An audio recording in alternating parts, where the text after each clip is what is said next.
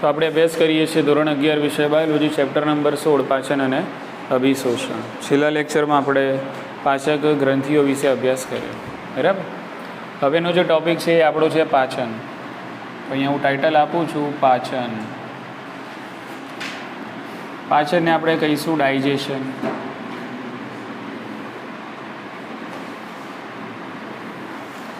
Okay, તો હવે exactly અહીંયા આપણે સમજવાનું છે કે ભાઈ આપણે ખોરાક જે લઈએ છીએ એ ખોરાકનું પાચન કઈ રીતે થાય છે. પાચનનો મતલબ તો આપણે સમજી ગયા છીએ ચેપ્ટરની શરૂઆતમાં જ. બી પાચન એટલે તમારા ખોરાકની અંદર રહેલા જે જટિલ અણુઓ છે એ જટિલ અણુઓનું વધારે જટિલ અણુઓમાં રૂપાંતરણ કરવું, બરાબર. સરળ અણુઓમાં રૂપાંતરણ કરવું. જાગી જાઓ, બરાબર. તો ખોરાકની અંદર રહેલા જટિલ અણુઓનું સરળ અણુઓમાં રૂપાંતરણ કરવું એને પાચન કહેવાય. અને આપણે ભણ્યા કે ભાઈ પાચન માટે જવાબદાર છે પાચક રસો. પાચક રસોમાં આવેલા હોય પાચક ઉત્સેચકો. તો બસ આ બધી ક્રિયાવિધિ જ આમાં સમજવાની છે કે ભાઈ કયા પાચક રસમાં શું હોય છે, કયા ઉત્સેચકો હોય છે, ઉત્સેચકો કયા અણુઓ પર અસર કરે છે અને અણુઓ પર અસર કરીને એનું રૂપાંતરણ શામાં કરે છે, બરાબર. એટલે આ બધી જે ગડમથલ છે એ જ આપણે આ ટૉપિકમાં સમજવાની છે, બરાબર. એટલે એક્ઝેક્ટલી પાચન શું છે, કઈ રીતે થાય છે અહીંયા આપણે સમજીશું, બરાબર. ચાલો, તો સૌથી પહેલાં ટાઇટલ આપીશું આપણે મુખ ગુહામાં પાચન. મુખ ગુહામાં પાચન. કારણ કે પહેલાં આપણે ખોરાક લઈએ તો મુખ ગુહામાં જ જાય ને. પહેલાં સીધો અહીંયા આંતરડામાં જાય છે ને. ક્યાં જાય છે? મુખ ગુહામાં જાય છે. બાયપાસ હોય તો આમ તો વાંધો ના આવે નહીં, ડાયરેક્ટ સીધો આંતરડામાં જ. તો પહેલાં સમજવાનું આપણે શામાં? મુખ ગુહામાં પાચન. ઓકે, ચલો. તો જે આપણે ખોરાક લઈએ છીએ એ ખોરાકનું આપણે અંતઃગ્રહણ કરીશું. પહેલી ક્રિયા શું થશે? અંતઃગ્રહણ. ખોરાકને આપણે અંતઃગ્રહણ કરવો પડે ને, બરાબર. તો પહેલાં અંતઃગ્રહણ થાય. અંતઃગ્રહણ થાય એટલે ખોરાક મુખ ગુહામાં દાખલ થઈ ગયો. હવે તમારો ખોરાક મુખ ગુહામાં છે. હવે ખોરાક મુખ ગુહામાં હોય એટલે શું હોય? ખોરાક મુખ ગુહામાં હોય એટલે મુખ ગુહામાં તો લાળ ગ્રંથિઓ દ્વારા સ્ત્રવિત થયેલું હોય લાળરસ. એટલે શું થશે? તમને આઈડિયા આવી ગયો કે ભાઈ તમે જે ખોરાકનું અંતઃગ્રહણ કરો છો તો મુખ ગુહામાં તમારો ખોરાક લાળરસની સાથે મિક્સ થશે, હા કે ના? ઓકે, એટલે લાળરસ વત્તા ખોરાક આ બધું એકબીજા સાથે શું થશે? મિશ્ર થશે. અને આના માટે વધારેમાં જવાબદાર છે મુખ ગુહાની અંદર આવેલી જે વિવિધ રચનાઓ છે એના કાર્યો. દાખલા તરીકે દાંત, બરાબર. દાખલા તરીકે ગાલનું હલનચલન, દાખલા તરીકે જીભનું હલનચલન. તો આ બધી જે નાની નાની જે ક્રિયાઓ છે આના કારણે તમે જે ખોરાક મુખ ગુહામાં મૂક્યો એની સાથે લાળરસ મિશ્ર થશે. બોલો, ખ્યાલ આવી ગયો ને? ઓકે. અને પરિણામે જે બને છે એને કોળીઓ કહેવાય છે. પરિણામે શું બન્યું? કોળીઓ બન્યું. અને કોળીઓ બને પછી તમને ગળવામાં આસાની રહે. તમારા ખોરાક સાથે શું મિક્સ થાય? લાળરસ મિક્સ થાય. એટલે ખોરાકના જે ઘટકો છે, બરાબર, એ બધા ઘટકો આમ ભેગા થઈ જાય અને એની ઉપર બધું શું આવી જાય? લાળરસ આવી જાય. એટલે જાણે કે ઓઇલિંગ થઈ ગયું, ઊંજણ થઈ ગયું. શું થઈ ગયું? ઊંજણ થઈ ગયું, બરાબર. ઓકે. એટલે મુખ ગુહામાં મુખ્યત્વે આ જ વસ્તુ થાય છે કે ભાઈ મુખ ગુહામાં ખોરાકની સાથે શ્લેષ્મ મિશ્ર થશે, બરાબર. કોળીઓ બનવાની ક્રિયા થશે અને કોળીઓ બનશે એટલે સરળતાથી તમે એને ગળી શકો છો. આટલી ખબર પડી? ઓકે.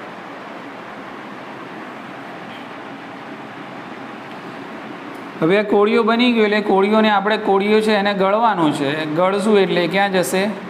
કંઠનળીમાં. કંઠનળી દ્વારા ગળાશે. હવે આપણે આગળ ભણી ગયા કંઠનળીમાં કોઈ પણ પ્રકારની પાચનની ક્રિયા થતી નથી. અહીંયા વચ્ચોવચ્ચ ક્યાં ઊભા રાખવાનો ખોરાકને? બરાબર, શ્વાસ ચડી જાય, મરી જાય, વચ્ચે ઊભો થઈ જાય ખોરાક, હા કે ના? એટલે એને તો સટ દઈને ઉતારી જ દેવો પડે ને ડાયરેક્ટ. કે એટલે ઉતારવા માટે જો શ્લેષ્મવાળો ખોરાક હોય, લાળરસ એની સાથે મિક્સ થયો હોય તો ફટાફટ ગળાઈ જાય ને, બરાબર. ને કંઈ શુષ્ક વસ્તુ હોય તો ફસાઈ જાય વચમાં, જલ્દી ઉતરે નહીં. એટલે પહેલાં ગળવાની જે આસાની છે બધી ક્યાં પૂરી થઈ જાય છે? મુખ ગુવામાં પૂરી થઈ જાય છે. એટલે કોળીઓ બને છે જેને સરળતાથી તમે ગળી શકો છો. એટલે તમારો ખોરાક ક્યાં ગયો? કંઠનળીમાં ગયો. કંઠનળીમાંથી ક્યાં જશે? અન્નનળીમાં. કંઠનળીમાંથી ખોરાક ગયો અન્નનળીમાં. એ માની લો કે આ છે કંઠનળી, બરાબર. ઓકે, ચલો હવે અહીંયા આવે છે અન્નનળી. તો અહીંયા મુખ ગુવામાંથી ખોરાક કંઠનળીમાં આવે છે. કંઠનળીમાંથી ક્યાં જાય છે? અન્નનળીમાં. ખોરાક આગળ વધે છે. કંઠનળી અને અન્નનળી બંનેમાં કોઈ પણ પ્રકારની પાચનની ક્રિયા થતી નથી, ફક્ત ખોરાકનું વહન થાય છે. અને એ ખોરાકને તમારે મોકલવાનું છે જઠરમાં. ક્યાં મોકલશો? જઠરમાં. હવે એના માટે સમજ્યા હતા કે આપણે આ જે અન્નનળી છે, અન્નનળીની દિવાલમાં સ્નાયુ સ્તર આવેલું હોય છે અને સ્નાયુઓ અન્નનળીની અંદર એક ચોક્કસ પ્રકારનું સંકોચન પ્રેરે છે જેને કહેવાય છે પરિસંકોચન. પરિસંકોચન એટલે કે દરિયાના મોજા જે છે એ પ્રકારનું સંકોચન અન્નનળીની દિવાલની અંદર પ્રેરાય. બોલો, ખ્યાલ આવી ગયો? અને ધીમે ધીમે ધીમે ધીમે ખોરાક આગળ વધે. તો અન્નનળીમાં ચોક્કસ પ્રકારના સંકોચન પરિસંકોચન દ્વારા ખોરાક ધીમે ધીમે આગળ વધે છે અને પછી છેલ્લે જઠરની અંદર ઠલવાય છે. હા કે ના? હવે આ જે અન્નનળી છે, બરાબર, તો એ અન્નનળી દ્વારા બધો ખોરાક જઠરમાં ઠલવાય છે. જઠરમાં ક્યાં ઠલવાય છે એ પણ આપણને ખબર છે. હૃદયગામી જઠર. જઠરના કયા ભાગમાં? હૃદયગામી જઠર. શાના થ્રુ? તો અહીંયા એક આવેલો હોય છે મુદ્રિકા સ્નાયુ વાલ્વ, જેને આપણે કહીએ છીએ જઠર અન્નાલીય. જઠર અન્નાલીય મુદ્રિકા સ્નાયુ. બોલો, ખબર પડી ગઈ? તો જઠર અન્નાલીય મુદ્રિકા સ્નાયુ દ્વારા અન્નનળીમાંથી ખોરાકનું વહન જઠરના હૃદયગામી જઠરવાળા ભાગમાં થાય છે. ઇન શોર્ટ કે જઠરમાં થાય છે. બોલો, ખ્યાલ આવી ગયો? ચાલો, હવે આ જઠર છે તો જઠર ગ્રંથિઓ બી હશે, અને જઠર ગ્રંથિઓ હશે તેમાંથી જઠર રસનો સ્ત્રાવ પણ થશે. એટલે હવે અહીંયા જે ખોરાક આવ્યો, આ ખોરાકની સાથે હવે જઠર ગ્રંથિઓમાંથી સ્ત્રવિત જઠર રસ છે એ પણ મિક્સ થશે અને અહીંયા તૈયાર થશે તમારો જઠર પાક. શું તૈયાર થશે? જઠર પાક અહીંયા તૈયાર થશે. ઓકે, તો આ તો આપણે ફક્ત જઠર સુધી તમારા ખોરાકનો સફર છે એ સમજ્યા. તમે જ્યારે ખોરાક મોઢામાં મૂકો છો, મુખ ગુવામાં અંતઃગ્રહણ કરો છો, એટલે ખોરાક સાથે શું થાય છે? તો મુખ ગુવામાં મૂકશો એટલે દાંત છે, જીભ છે, ના બધા ગાલનું હલનચલન છે, એના દ્વારા આપણે કંઈક તડતડ ફતડ કરીશું અને એના કારણે લાળ રસ એમાં મિક્સ થશે ને કોળીઓ બનશે. ને કોળીઓ બને એટલે પછી આપણને ગળવામાં આસાની રહેશે. ગળીએ એટલે કંઠનળીમાં જાય, કંઠનળીમાંથી ક્યાં જાય? અન્નનળીમાં ધીમે ધીમે આગળ વધે. એના માટે આ બધા અંગોની દિવાલમાં શું થાય છે? પરિસંકોચન થાય છે અને પછી જઠર ખોરાકમાં ખોરાક જઠરમાં ઠલવાય છે. એ વચ્ચે આ વાલ્વ આવે છે એટલે કે છિદ્ર આવે છે, જઠર અન્નાલીય મુદ્રિકા સ્નાયુ. જઠરમાં ખોરાક જાય એટલે જઠરની અંદર જઠર રસની સાથે પણ એ મિશ્ર થાય અને એના કારણે ખોરાકનું પાચન આગળ વધે છે. સેટ મુદ્દો સમજ પડી ગઈ ને? સરસ. ચાલો વધી આગળ. હવે આપણે ટાઇટલ અહીંયા આપ્યું છે મુખ ગુહામાં પાચન, બરાબર કે? હવે મુખ ગુહામાં પહેલાં વાત કરી લઈએ લાળ રસ. લાળ રસમાં શું છે? તો લાળ રસની અંદર આવેલા હોય છે ઇલેક્ટ્રોલાઇટ્સ. લાળ રસમાં હોય છે ઇલેક્ટ્રોલાઇટ્સ. કેવા ઇલેક્ટ્રોલાઇટ્સ? તેના તમને નામ આપેલા છે. સોડિયમ છે, પોટેશિયમ છે, ક્લોરાઇડ છે, બાયકાર્બોનેટ છે. તો આવા ઇલેક્ટ્રોલાઇટ્સ આપણને લાળ રસમાં જોવા મળે છે. બીજું શું હશે લાળ રસમાં? તો ઉત્સેચક હોય છે. લાળ રસમાં ઉત્સેચકો આવેલા હોય છે. એ ઉત્સેચકને તમે નામ આપ્યું હતું ટાઇલિન, અથવા તો લાળયુક્ત એમાઇલેઝ. લાળયુક્ત એમાઇલેઝ, અથવા તો એને કહેવાય સલાઈવરી એમાઇલેઝ. સલાઈવા એટલે લાળ થાય, બરાબર, અને લાળયુક્ત એમાઇલેઝ એટલે સલાઈવરી એમાઇલેઝ. ચલો, બીજું લાળ રસમાં શું હોય છે? તો લાળ રસની અંદર લાઇસોઝાઇમ્સ. લાળ રસમાં હોય છે લાઇસોઝાઇમ્સ. એટલે લાઇસોઝાઇમ્સ પણ એક પ્રકારના એન્ટી માઇક્રોબિયલ પેપ્ટાઇડ છે. Anti microbial peptide.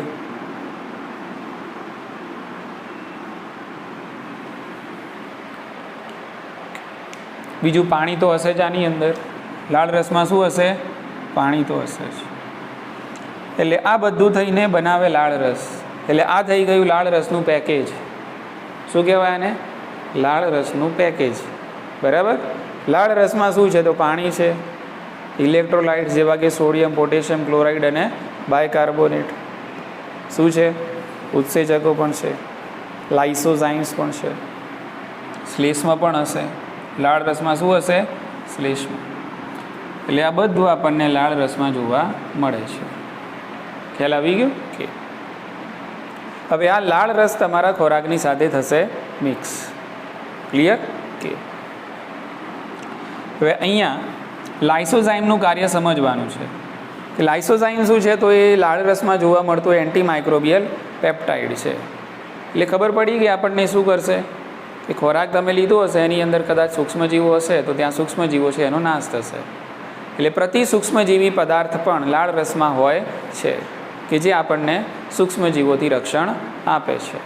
બરાબર ને? એટલે પહેલાં એન્ટ્રીમાં જ સૂક્ષ્મજીવો કેવા થઈ જાય? મરી જાય. ખોરાકની અંદર જો સૂક્ષ્મજીવો હોય તો શક્ય હોય એટલા સૂક્ષ્મજીવો લાઇસોઝાઇમની મદદથી શું થઈ જશે? મરી જશે. એટલે ઇન શોર્ટ આપણને એને ચેપથી બચાવવાનું કામ કરે છે. એટલે આ થઈ ગયું લાઇસોઝાઇમ થઈ ગયું પ્રતિ સૂક્ષ્મજીવી. પ્રતિ સૂક્ષ્મજીવી ચેપથી રક્ષણ આપે છે.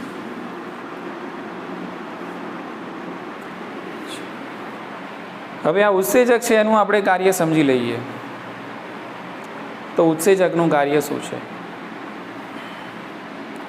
તો તમારા ખોરાકની અંદર દાખલા તરીકે હશે સ્ટાર્ચ. તો તમારા ખોરાકની અંદર રહેલા 30% સ્ટાર્ચનું અહીંયા પાચન શરૂ થઈ જશે. મુખ ગુહામાં જ પાચન શરૂ થઈ જાય.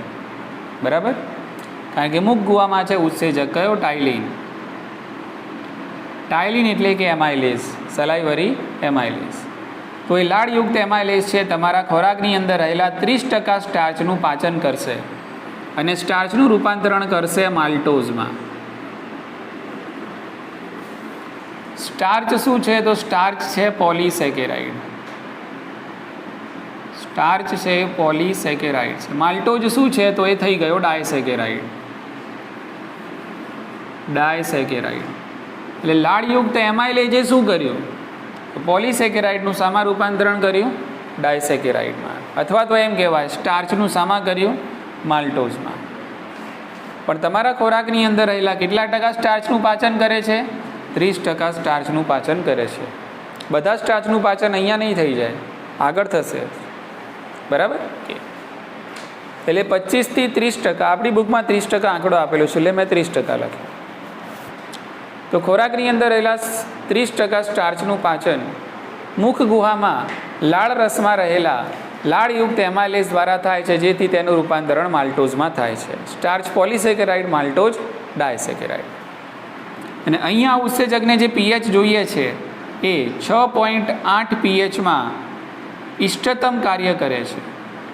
એટલે ટાઇલિન ઉત્સેચક માટેની જે ઇષ્ટતમ પીએચ છે એ કેટલી છે? 6.8, કે જે મોટા મોટી કહેવાય તટસ્થ પીએચ. બરાબર ને? ઓકે. કારણ કે આપણે ઉત્સેચકો વિશે ભણી ગયા જૈવિક અણુઓમાં, અને ઉત્સેચકો ઉપર અસર કરતા જે પરિબળો છે એમાં આવતું હતું તાપમાન, પીએચ. બરાબર? એટલે જો પીએચ બદલાય તો ઉત્સેચકની ક્રિયાશીલતામાં ફરક પડે. એટલે આ ઉત્સેચક છે 6.8 પીએચમાં ઇષ્ટતમ એટલે બેસ્ટ પરફોર્મન્સ આપે. બોલો, ખ્યાલ આવી ગયો ને? ઓકે.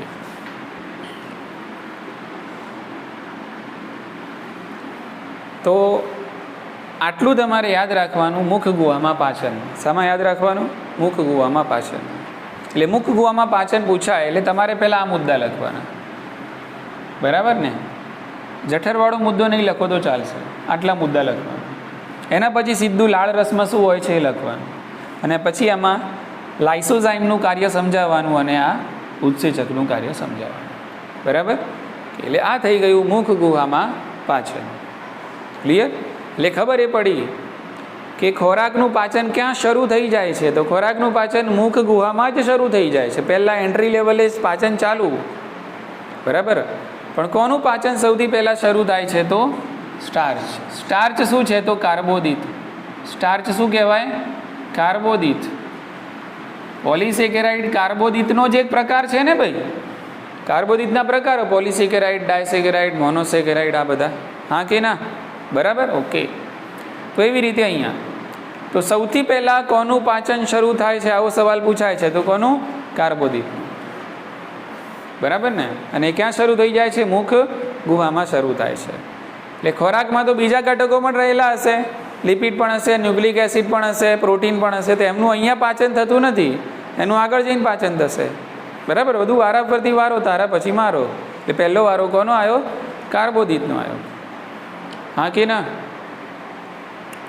ચલો હવે આગળ વધીએ આપણે. એટલે આ બધું લઈને જવાની, આ બધી જાન લઈને જવાનું આપણે ક્યાં? જઠરમાં.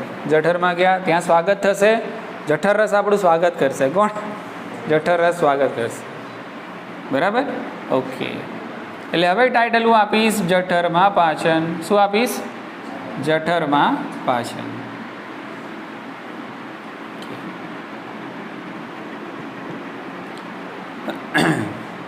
હવે પાચન જે છે એ સામાન્ય રીતે બે પ્રકૃતિમાં થાય છે. એક હોય છે રાસાયણિક અને બીજું હોય છે યાંત્રિક. એક આ વસ્તુ યાદ રાખજો.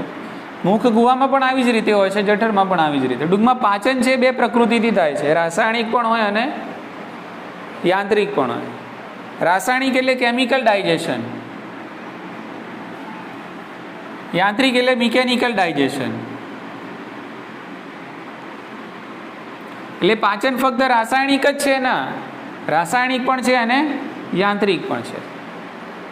બોલો, ખ્યાલ આવી ગયો ને? કે અહીંયા તમે જુઓ લાળ મુખ ગુહાની અંદર, તો મુખ ગુહામાં તમારા ખોરાકની સાથે બધું હલનચલન થયું ને, દાંતે, બરાબર, દાંતના લીધે ખોરાક નાણું તૂટે અને બધું લાળ રસ ને બધું મિક્સ થયું, એ શું કહેવાય? યાંત્રિક કહેવાય. અને પછી એની અંદર આ બધી રાસાયણિક પ્રક્રિયા થઈ, એટલે આને કહેવાય રાસાયણિક. એટલે યાંત્રિક પણ થાય અને રાસાયણિક પણ થાય. એવી જ રીતે હવે ખોરાક ક્યાં આવી ગયો? જઠરમાં. એટલે જઠરમાં પણ ખોરાકનું કેવું થશે? યાંત્રિક અને રાસાયણિક. બરાબર, ઓકે. એટલે આ જઠરની દિવાલ, આ જઠરની દિવાલના સ્નાયુઓમાં, મતલબ જઠરની દિવાલમાં જે સ્નાયુ સ્તર આવેલું છે એના કારણે જઠરની દિવાલનું થશે સંકોચન અને વિકોચન. બરાબર? એટલે એના કારણે અહીંયા જે ખોરાક આવે એની સાથે થશે જઠર રસ મિશ્ર. હા કે ના? જઠર રસનું મિશ્રણ થશે. ક્લિયર? કે એટલે આ જે પાચન થાય છે આ રીતે અહીંયા, એને કહેવાય યાંત્રિક. શું કહેવાય? યાંત્રિક. અને જઠર રસની અંદર જે રાસાયણિક ઘટકો એટલે કે જે ઉત્સેચકો રહેલા છે એ હવે આગળ જે પ્રક્રિયા કરીને ખોરાકનું પાચન કરશે એને કહેવાય રાસાયણિક પાચન. એટલે પાચન ફક્ત રાસાયણિક છે ના, રાસાયણિક પણ છે અને યાંત્રિક પણ છે. સેટ થયો મુદ્દો? ચલો આપણે જઠરમાં છીએ. જઠરમાં આપણું સ્વાગત કરે છે જઠર રસ. ઓકે. જઠર રસ સ્રવિત થાય છે શાના દ્વારા? તો જઠર ગ્રંથિઓ દ્વારા. જઠર ગ્રંથિઓ ક્યાં આવેલી છે? તો જઠર ગ્રંથિઓ આપણને જઠર રસ, જઠરની દિવાલના શ્લેષ્મ સ્તરમાં જોવા મળે છે. જોયું ને આપણે?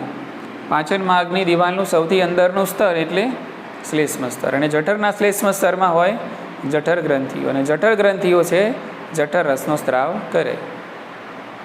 હવે આ જઠર ગ્રંથિઓ છે એમાં 3 પ્રકારના કોષો આવેલા હોય છે. જઠર ગ્રંથિઓમાં કેટલા પ્રકારના? હા, 3 પ્રકારના કોષો આવેલા હોય છે. હવે આપણે અહીંયા 3 પ્રકારના કોષોના નામ લખીશું ને એમાંથી શું સ્ત્રવિત થાય છે એની વાત કરીશું. અને બધું ભેગું થઈને બનાવે જઠર રસ. બધું ભેગું થઈને શું બનાવશે? જઠર રસ બનાવશે. ઉતરી મગજમાં વાત? ચલો હવે જઠર ગ્રંથિઓમાં 3 પ્રકારના કોષો છે, તેમાં ક્રમ વાઇઝ આપણે લખી લઈએ કયા કયા પ્રકારના કોષો. તો એક હોય છે શ્લેષ્મ સ્ત્રાવી કોષો, અથવા તમે એને કહો છો ગોબલેટ કોષો. અથવા તો એને કહેવાય ગ્રીવા કોષો, અથવા તો એને કહેવાય નેક સેલ. સેલ એટલે કોષ, નેક સેલ્સ. આ બધા એક જ નામ છે. ખ્યાલ આવી ગયો? શ્લેષ્મસ્ત્રાવી કોષો અથવા ગોબલેટ કોષો અથવા ગ્રીવા કોષો અથવા નેક. ગ્રીવા એટલે ગરદન, નેક, બરાબર? એ રીતે નેક સેલ્સ.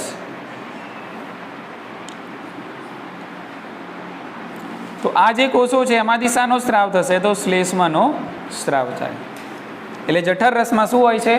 શ્લેષ્મ પણ હોય છે. શ્લેષ્મની પ્રકૃતિ કેવી? બેઝિક. શ્લેષ્મની પ્રકૃતિ બેઝિક. ખ્યાલ આવી ગયું? ચલો, બીજા કયા પ્રકારના કોષો હશે? તો બીજા જે કોષો છે એને કહેવાય છે પેપ્ટિક સેલ. પેપ્ટિક કોષો અથવા ચીફ સેલ્સ. ચીફ એટલે મુખ્ય, અથવા તો તમે કહેવાય મુખ્ય કોષો.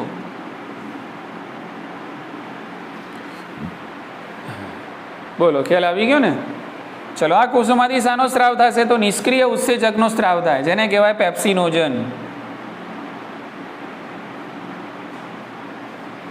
એટલે જઠર રસમાં આપણને શું જોવા મળે? નિષ્ક્રિય ઉત્સેચક પેપ્સિનોજન.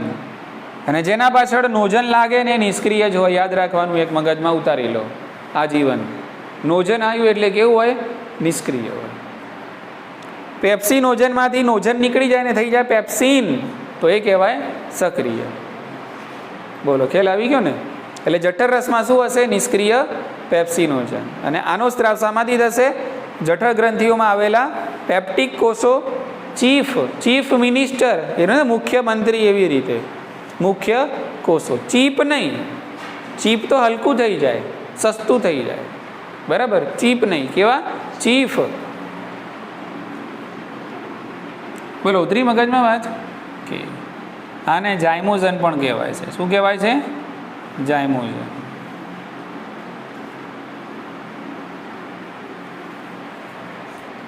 બોલો, ખ્યાલ આવી ગયો? કે ચલો, ત્રીજા પ્રકારના કોષો જે આપણને જઠર ગ્રંથિઓમાં જોવા મળે છે એનું નામ છે પેરાઇટલ કોષો. પેરાઇટલ અથવા ઓક્સિન્ટિંગ.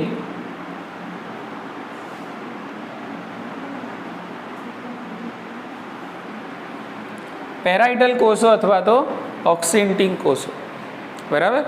આમાંથી સ્ત્રાવ થશે હાઇડ્રોક્લોરિક એસિડનો વત્તા અંતર્ગત કારક. અંતર્ગત કારક. અને અંતર્ગત કારક કહેવાય છે કોનું? કેસ્ટલનું. કેસ્ટલનું અંતર્ગત કારક. અંતર્ગત કારકને અંગ્રેજીમાં આપણે આ રીતે લખી છે કે ઇન્ટ્રિન્સિક ફેક્ટર. ફેક્ટર એટલે કારક. ઇન્ટ્રિન્સિક ફેક્ટર ઓફ કેસ્ટલ. કેસ્ટલનું અંતર્ગત કારક, બરાબર? શું છે આ? તો એક પ્રકારનું પ્રોટીન છે. આ એક પ્રકારનું શું છે? આ કારક એક પ્રકારનું પ્રોટીન છે. એટલે પેરાઇટલ કોષો ઓક્સિન્ટિંગ કોષોમાંથી શાનો સ્ત્રાવ થાય છે? તો હાઇડ્રોક્લોરિક એસિડનો જ થાય છે ફક્ત? ના, હાઇડ્રોક્લોરિક એસિડ અને અંતર્ગત કારક, કેસ્ટલનું અંતર્ગત કારક, આ બંનેનો સ્ત્રાવ થાય છે પેરાઇટલ કોષોમાંથી. ખ્યાલ આવી ગયો? ચલો, હવે પહેલાં આપણે અહીંયા આનું આ બધું ભેગું થઈને જઠર રસ બનાવે. એટલે જઠર રસમાં શું હોય ખબર પડી ગઈ. આ થઈ ગયું જઠર રસનું પેકેજ. કે જઠર રસમાં શું હોય? તો શ્લેષ્મ હોય, પેપ્સિનોજન હોય, હાઇડ્રોક્લોરિક એસિડ હોય અને કેસ્ટલનું અંતર્ગત કારક હશે. ખ્યાલ આવી ગયો ને? બીજા કાર્બનિક ક્ષારો પણ હશે, પાણી પણ હશે. સમજી ગયા ને? કે તો આ થઈ ગયું જઠર રસનું પેકેજ. હવે અંતર્ગત કારક છે કે જે પેરાઇટલ કોષોમાંથી સ્ત્રવિત થાય છે, એ શાના માટે જવાબદાર છે? તો માની લો કે તમારા ખોરાકમાં છે વિટામિન B12. તો વિટામિન B12 જે ખોરાકમાં રહેલું છે, ખોરાકમાં રહેલા વિટામિન B12ના શોષણ માટે આ કારક જવાબદાર છે. જો આ કોષોમાંથી આ કારકનો સ્ત્રાવ થશે તો તમે ખોરાકમાં લીધેલા વિટામિન B12નું શોષણ થશે. એટલે એવું માનવાનું નહીં કે ભાઈ આપણે વિટામિન B12નું ખોરાક લઈએ તો છીએ તો પણ કેમ આપણે વિટામિન B12ની કેમ ઉણપ આવે છે? તો ઉણપ થવાનું કારણ એક આ પણ હોઈ શકે છે કે તમારા શરીરમાં યોગ્ય પ્રમાણમાં શાનો સ્ત્રાવ નથી થતો? કેસ્ટલના અંતર્ગત કારકનો સ્ત્રાવ નથી થતો. તમે ખોરાકમાં લો છો તો ખરા, પણ વાયા બધું બહાર નીકળી જાય છે, રુધિરમાં શોષિત થતું નથી. બરાબર? એટલે આ કારકનું કામ ખબર પડી ગઈ.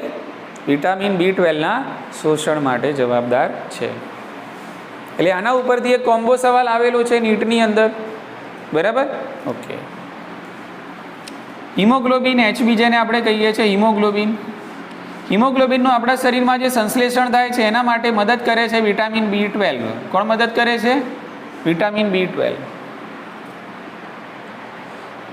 તો સવાલ કંઈક એવો આવેલો છે કે હિમોગ્લોબિનનું સંશ્લેષણ નીચેનામાંથી કયા કોષોના કારણે અસરકારક થઈ શકે છે? હિમોગ્લોબિનનું સંશ્લેષણ કયા કોષોના કારણે અસરકારક થઈ શકે છે? એટલે કયા કોષોને નુકસાન થાય તો વિટામિન B12ના સંશ્લેષણમાં ફરક હિમોગ્લોબિનના સંશ્લેષણમાં ફરક પડી શકે છે? તો કયા કોષો આવશે? પેરાઇટલ. કયા કોષો? ઓક્સિન્ટિંગ કોષો. એટલે આ વાયા સવાલ કહેવાય.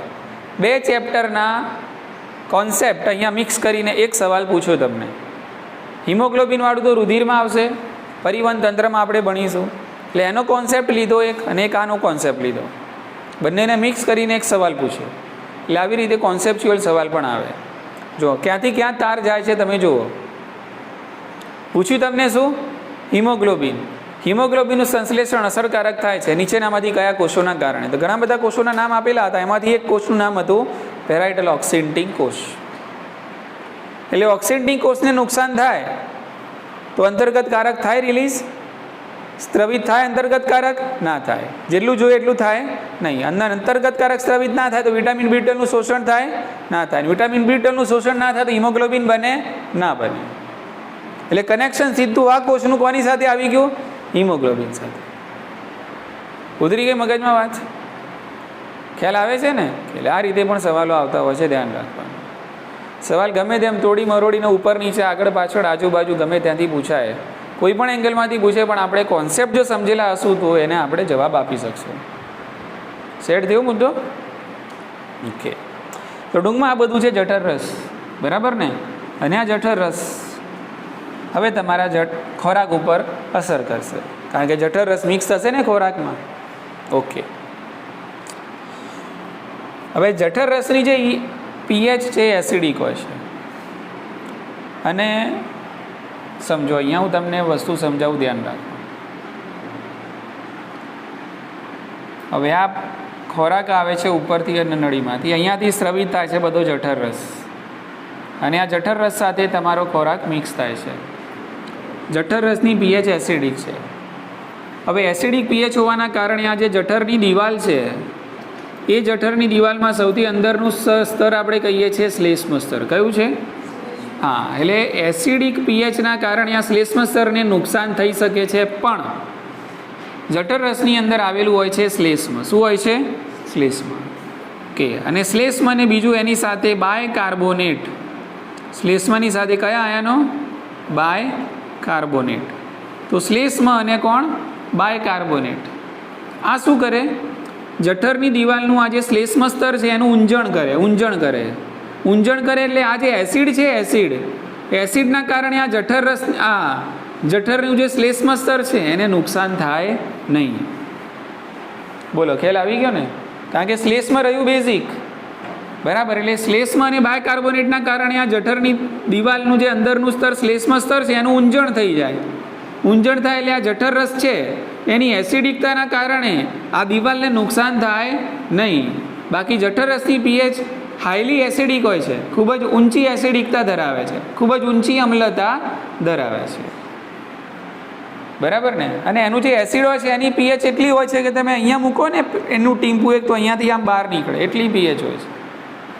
તો પણ તમારા જઠરની દિવાલને નુકસાન થતું નથી. કેમ? કારણ કે જઠર રસમાં પણ રહેલું છે શ્લેષ્મ અને બાયકાર્બોનેટ, અને શ્લેષ્મ અને બાયકાર્બોનેટના કારણે આ જઠરની દિવાલનું શ્લેષ્મ સ્તર સુરક્ષિત રહે છે. એની જઠર રસની એસિડિકતાથી નુકસાન થતું નથી. ખ્યાલ આવી ગયો? એટલે ખબર એ પડી કે જો શ્લેષ્મ સ્ત્રાવી ગોબલેટ કોષને નુકસાન થાય તો એ નુકસાન કોને ભરવું પડશે? સીધું જઠરના શ્લેષ્મ સ્તરને પણ નુકસાન થશે, એમાં પણ ચાંદા પડી શકે છે. બોલો, ખ્યાલ આવી ગયો ને? તો અહીંયા શ્લેષ્મનું અને બાયકાર્બોનેટનું શું કાર્ય છે આપણને ખબર પડી ગઈ. બરાબર. ચાલો હવે પાચનની વાત કરી લઈએ આપણે. બરાબર. ઓકે. તો અહીંયા નિષ્ક્રિય ઉત્સેચક છે પેપ્સિનોજન. નિષ્ક્રિય ઉત્સેચક છે પેપ્સિનોજન. હવે આ પેપ્સિનોજનને તમારે સક્રિય કરવો હોય તો આને એસિડિક માહોલ આપવો પડે. આને આપવું પડે એસિડિક પર્યાવરણ. પેપ્સિનોજનને સક્રિય કરવું હોય તો કયું પર્યાવરણ? એસિડિક પર્યાવરણ તમારે આપવું પડે. અને એસિડિક પર્યાવરણ મળશે કેમ કે જઠર રસની અંદર ઓલરેડી રહેલું છે એસિડ, જેનું નામ છે હાઇડ્રોક્લોરિક એસિડ. એટલે આ પેપ્સિનોજન છે એને HCl ની મદદથી મળશે કયું પર્યાવરણ? એસિડિક પર્યાવરણ મળશે. અને એસિડિક પર્યાવરણ મળશે એટલે આ પેપ્સિનોજન છે નિષ્ક્રિયમાંથી સક્રિય પેપ્સિનમાં રૂપાંતરણ પામશે. એટલે પેપ્સિનોજનનું થઈ ગયું હવે પેપ્સિન. આ હતો નિષ્ક્રિય, આ થઈ ગયો સક્રિય. પણ આના માટે જોઈતું હતું કેવું પર્યાવરણ? એસિડિક પર્યાવરણ. અને એ કોણે પૂરું પાડ્યું? હાઇડ્રોક્લોરિક એસિડે પૂરું પાડ્યું. સેટ થઈ ગયો મુદ્દો. ચાલો હવે આ જે પેપ્સિન છે એ તમારા ખોરાકની અંદર રહેલા પ્રોટીન ઉપર અસર કરે. એટલે પ્રોટીનનું કરશે પાચન. બરાબર. અને આ પ્રોટીન છે એનું રૂપાંતરણ કરશે પેપ્ટોન્સ અને પ્રોટીઓસિસમાં. પેપ્ટોન્સ અને પ્રોટીઓસિસ.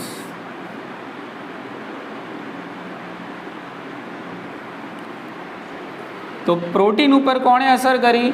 પેપ્સિને અસર કરી. અને પેપ્સિને પ્રોટીનનું શામાં રૂપાંતરણ કર્યું? પેપ્ટોન્સ અને પ્રોટીઓસિસમાં રૂપાંતરણ કર્યું. અને અહીંયા આ પ્રોટીનનું સંપૂર્ણ પાચન ના કહેવાય, આને કહેવાય અંશતઃ પાચન. આ કેવું કહેવાશે? અંશતઃ પાચન. કારણ કે હજુ આ પેપ્ટોન્સ અને પ્રોટીઓસિસ છે એનું આગળ આંતરડામાં જઈને હજુ પાચન થવાનું બાકી છે. અહીંયા પ્રોટીનનું સંપૂર્ણ પાચન થતું નથી. કેવું થશે? અંશતઃ પાચન થાય છે. અહીંયા તો ફક્ત પ્રોટીનનું પેપ્ટોન્સ અને પ્રોટીઓસિસમાં રૂપાંતરણ થાય છે.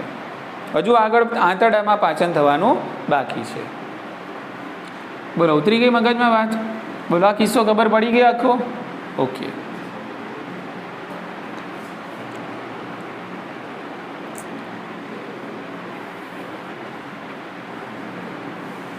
હવે દાખલા તરીકે સમજી લો કે નાનું બાળક છે અને એ બાળક સ્તનપાન કરે છે. તો સ્તનપાન કરતું બાળક છે એનો ખોરાક તો ખાલી દૂધ જ છે. માતાનું દૂધ એનો જ ખોરાક છે. દૂધમાં પ્રોટીન રહેલું હશે તો આ પ્રોટીનનું પાચન કરવા માટે નાના બાળકના જઠર રસમાં શું હોય? પેપ્સિન નથી હોતું, રેનિન હોય છે. શું હોય છે? રેનિન. યાદ રાખશો. તો રેનિન આપણને ક્યાં જોવા મળે? તો બાળકના જઠર રસમાં. બાળકના જઠર રસમાં. તો નાનું બાળક હોય તો નાના બાળકના જઠર રસમાં પેપ્સિન ના હોય, એના જઠર રસમાં હશે રેનિન. અને એ રેનિન એ બાળક જે માતાનું દૂધ ગ્રહણ કરે છે, દૂધની અંદર રહેલું જે પ્રોટીન છે એ પ્રોટીનનું આ રેનિન કરશે પાચન. બોલો, ખ્યાલ આવી ગયો? એટલે આ વસ્તુ પૂછાય છે કે એટલે આ જે બાળકનો કાળ છે એને કહેવાય શૈશવ કાળ. કયો કાળ કહેવાય? શૈશવ કાળ. તો બાળકના શૈશવ કાળમાં જ્યારે સ્તનપાન કરે છે તો એ વખતે એના જઠર રસમાં પ્રોટીનનું એટલે કે દૂધમાં રહેલું જે પ્રોટીન છે એનું પાચન કરવા માટે એના જઠર રસમાં શું હશે? રેનિન હોય છે, પેપ્સિન નથી હોતું. ક્લિયર થઈ ગયું? ઓકે. અને એ રેનિન દૂધમાં રહેલા પ્રોટીનનું કરે છે પાચન. સમજાય છે? ચલો હવે આ જે પ્રોટીન છે દૂધમાં રહેલું એ કયું પ્રોટીન છે? તો કેસીન. દૂધમાં રહેલા પ્રોટીનનું નામ કેસીન. અને આ કેસીનનું આ કેસીન ઉપર આ રેનિન અસર કરે. રેનિન કોના ઉપર અસર કરે? કેસીન ઉપર અસર કરે. અને આ કેસીનનું રૂપાંતરણ કરે પેરા કેસીનમાં. કેસીનનું રૂપાંતરણ થાય શામાં? Para casein. અને પછી એનું થશે શોષણ. ખ્યાલ આવી ગયો ને? તો આ જે ક્રિયા છે એ નાના બાળકના જઠર રસની અંદર થતી હોય છે, કારણ કે એના જઠર રસમાં રેનિન હશે. બોલો, મુદ્દો સમજી ગયા? તો પછી પ્રશ્ન થાય કે આપણે પુખ્ત છીએ તો આપણા જઠર રસની અંદર આપણે બી દૂધ તો પીએ છીએ, તો આપણા દૂધની અંદર પણ પ્રોટીન રહેલું હશે, તો એનું પાચન કોણ કરતું હશે? તો આપણા જઠર રસમાં પ્રોટીનનું પાચન કરવા માટે પેપ્સિન જ છે. પુખ્ત વ્યક્તિની અંદર દૂધમાં રહેલા પ્રોટીનનું પાચન કરવા માટે પછી રેનિન ના હોય, આપણા અંદર તો કોણ હોય? પેપ્સિન જ હોય છે. એટલે આપણા પુખ્ત વ્યક્તિના જઠર રસની મતલબ પુખ્ત વ્યક્તિમાં દૂધનું પાચન કરવા માટે પેપ્સિન જ જવાબદાર છે. ઉતરી ગઈ મગજમાં વાત? અને નાના બાળકની અંદર કોણ જવાબદાર છે? રેનિન જવાબદાર છે. સેટ મુદ્દો? તો આ રીતે જઠરમાં ખોરાક 4 થી 5 કલાક રોકાય. કેટલા કલાક? 4 થી 5 કલાક. અને આ 4-5 કલાક દરમિયાન તમારા ખોરાકની સાથે રાસાયણિક અને યાંત્રિક પાચન થાય. એટલે જઠર એક પ્રકારે ખોરાકના હંગામી સંગ્રાહક તરીકે કામ કરે છે. હંગામી એટલે પરમેનન્ટ નહીં, ટેમ્પરરી. 4-5 કલાક થાય એટલે પછી ખાલી થઈને ક્યાં જાય? આંતરડામાં જાય. બરાબર ને? કે એટલે 4 થી 5 કલાક, ઘણી બુકોમાં 3 થી 4 કલાક, આવા બધા અલગ અલગ આંકડા લખેલા છે, પણ આપણી બુકમાં આઈ થિંક 4-5 કલાક જ આપેલું હશે. હા કે ના? બરાબર? ઓકે. તો આ 4-5 કલાકની અંદર જઠર રસ તમારા ખોરાક સાથે મિક્સ કરીને આ પ્રક્રિયાઓ કરે છે, અને છેલ્લે રિઝલ્ટમાં તમને જે તૈયાર થઈને મળે છે એને કહેવાય જઠર પાક. શું કહેવાય એને? જઠર પાક. અથવા તો એને કહેવાય છે શાઇમ. અંગ્રેજીમાં એને શું કહેવાય? શાઇમ. શાઇમ એટલે જઠર પાક. એટલે શાઇમ શું છે? જઠર પાક શું છે? તો જઠર પાક એક પ્રકારે અર્ધપચિત ખોરાક છે. કેવો ખોરાક? હજી બધું કંઈ પાચન થયું નથી. અહીંયા તો ફક્ત શાનું પાચન થયું? પ્રોટીનનું જ થયું ને. જઠર રસમાં ફક્ત શાનું પાચન થયું? પ્રોટીનનું જ થયું. કાર્બોદિત બાકી, હજુ તો લિપિડ બાકી, ન્યુક્લિક એસિડ બાકી, બધું બાકી છે. એટલે અહીંયા જે ખોરાક તૈયાર થયો આને જઠર પાક કહેવાય. જઠર પાક શું છે? અર્ધપચિત એસિડિક ખોરાકનું એક સ્વરૂપ છે, જેને કહેવાય છે જઠર પાક. એટલે જઠર પાક એસિડિક હોય. કેવો હોય? એસિડિક હોય, યાદ રાખવાનું. બરાબર ને? ઓકે, ચલો. હવે જઠર રસમાં આના સિવાય બીજું કંઈ એક્સ્ટ્રા જોવા મળે? હા, તો જઠર રસમાં થોડાક પ્રમાણમાં, મુદ્દો અહીંયા લખું છું, જઠર રસમાં થોડાક પ્રમાણમાં લાઇપેજ ઉત્સેચક પણ આવેલો હોય છે. કયો ઉત્સેચક? લાઇપેજ. જઠર રસમાં થોડાક પ્રમાણમાં લાઇપેજ ઉત્સેચકની હાજરી પણ હોય છે, કે જે લિપિડના પાચન માટે જવાબદાર છે. પણ અહીંયા લાઇપેજ ઉત્સેચક જે જઠર રસમાં હોય છે સક્રિય નથી હોતો. હોય છે ખરો, પણ કામ કરશે નહીં, લિપિડનું પાચન કરશે નહીં. ખ્યાલ આવી ગયો ને? એટલે અહીંયા જે લાઇપેજ ઉત્સેચક છે કેવું હોય છે? નિષ્ક્રિય છે. જઠર રસમાં લાઇપેજ ઉત્સેચક છે? હા છે, પણ કેવું છે? નિષ્ક્રિય છે, લિપિડનું પાચન કરતો નથી. એટલે જઠરની અંદર ફક્ત પ્રોટીનનું જ પાચન થાય છે. ઉતરી મગજમાં વાત? તો આ બધી કથા લખવાની શાની અંદર? જઠરમાં પાચનમાં. બરાબર ને? એટલે જઠરમાં પાચન પૂછાય તો આટલો મુદ્દા લખવાના, કે મુખ ગુહામાં પાચન પૂછાય તો આટલા મુદ્દા લખવાના. હવે અહીંયા તમને જે રીતે અહીંયા ટાઇલિનની ઇષ્ટતમ પીએચ આપેલી છે 6.8, એવી જ રીતે અહીંયા આ જે પેપ્સિન આપણું છે, પેપ્સિન માટે પણ જઠરની અંદર એક ઇષ્ટતમ પીએચ છે, અને એ છે 1.8. કેટલી પીએચ છે? 1.8. એટલે પેપ્સિન આવી એસિડિક પીએચ હોય ને એટલે મસ્ત કામ કરે, એકદમ 100% પરફોર્મન્સ, ફૂલ ફોર્મમાં હોય. કેવું હોય? ફૂલ ફોર્મમાં. કેવી પીએચ મળે એને? 1.8. એટલે યાદ રહી જ જશે તમને, 6.8 છે, આ કેટલી છે? 1.8 છે. ઇઝી. પેપ્સિને પ્રોટીનનું પાચન કર્યું એટલે આ પેપ્સિનને કેવું કહેવાય? પ્રોટીઓલાઇટિક ઉત્સેચક. કેવું કહેવાશે? પ્રોટીઓલાઇટિક. પ્રોટીઓ એટલે પ્રોટીન, લાઇટિક એટલે એને તોડવા વાળો, એનું પાચન કરવા વાળો, એટલે એને કહેવાય પ્રોટીઓલાઇટિક. એટલે પેપ્સિન કેવો છે? તો પેપ્સિન છે એ પ્રોટીઓલાઇટિક છે.